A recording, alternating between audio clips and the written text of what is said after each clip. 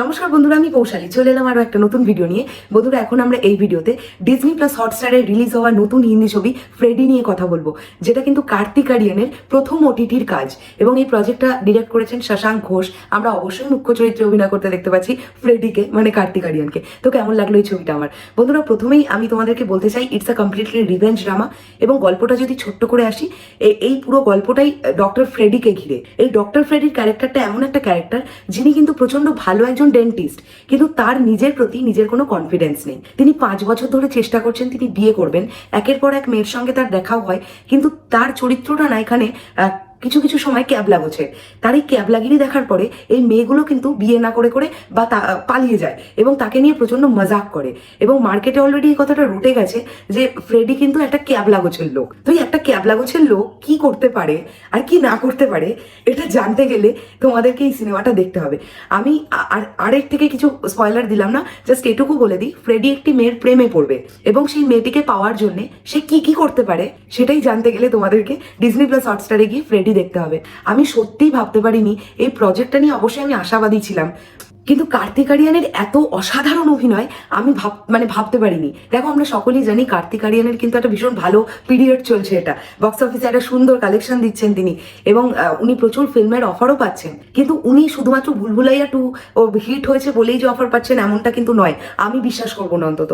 কার্তিক আরিয়ান প্রচন্ড ভালো একজন অভিনেতা, তোমরা ভাবতে পারবে না, যারা দেখেছো তারা জানো, বা যারা দেখোনি আমি তাদের জন্য বলি। ফ্রেডির ক্যারেক্টারটা যখন সে ওই অ্যাবনর্মালিটি কিছু আচরণ করছে, সে যেভাবে হাঁটছে, সে যেভাবে তাকাচ্ছে, যেভাবে কথা বলছে, জাস্ট অ্যামেজিং, মানে ভাবা যাচ্ছে না। সে এই পুরো ছবিটা জুড়ে কার্তিক আরিয়ান প্রচন্ড ভালো অভিনয় করেছে। এছাড়াও যারা সহ অভিনেতা অভিনেত্রীরা ছিলেন প্রত্যেকে এখানে ভালো, মানে যে মেয়েটিকে কার্তিক আরিয়ান ভালোবেসে ফেলবে সেও এখানে খুব ভালো। তার মানে সংস্পর্শী যারা যারা আছে, আমি স্পয়লার দিতে চাইছি না একদম গল্পটার, তারাও কিন্তু এখানে প্রচন্ড ভালো। তো এটা খুব ভালো একটা গল্প।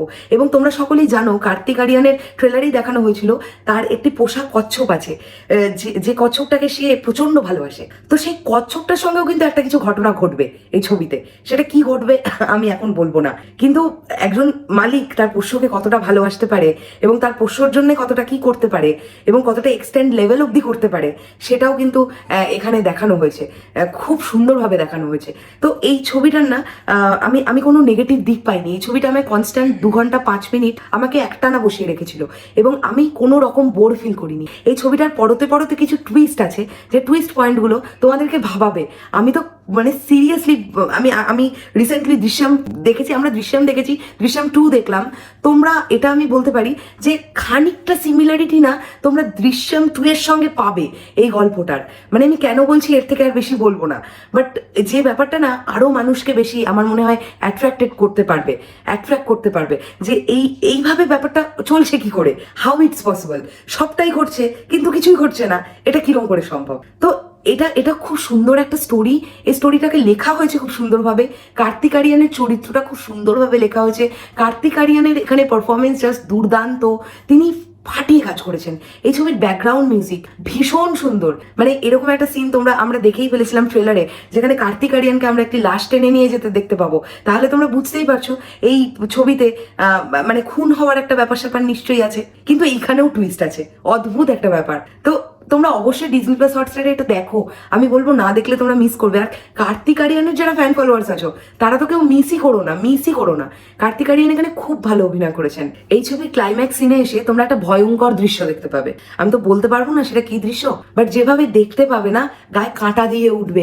এবং সেখানে ওই মেয়েটির অভিনয়ে, যাকে কার্তিক আরিয়ান ভালোবাসতো, ফ্যাবিউলাস অ্যাক্টিং করেছে। মানে লাস্ট 15 মিনিটস এই ছবিটার খুব ভালো, যেখানে আলটিমেটলি রিভেঞ্জটা তুলছে কার্তিক আরিয়ান, সেই পোর্শনটা ভীষণ সুন্দর এই ছবিটার। এই ছবির সিনেমাটোগ্রাফি প্রচন্ড ভালো, এই ছবির কালার কারেকশন ফ্যান্টাস্টিক। রাতের যে দৃশ্যগুলো বা বৃষ্টির 2-একটা দৃশ্য তোমরা দেখতে পাবে, বেশ কিছু গাড়ির দৃশ্য দেখতে পাবে, একটা অদ্ভুত ধরনের অ্যাক্সিডেন্টের দৃশ্য দেখতে পাবে। সেই সমস্ত দৃশ্যগুলোকে এখানে খুব খুব সুন্দরভাবে, যেমন সুন্দর সিনেমাটোগ্রাফি হয়েছে, তেমন সুন্দর এখানে কালার কারেকশন হয়েছে এবং তেমন সুন্দর এখানে ব্যাকগ্রাউন্ড মিউজিকের কাজ হয়েছে। এই ছবির গানগুলোও আমার কিন্তু খারাপ লাগেনি।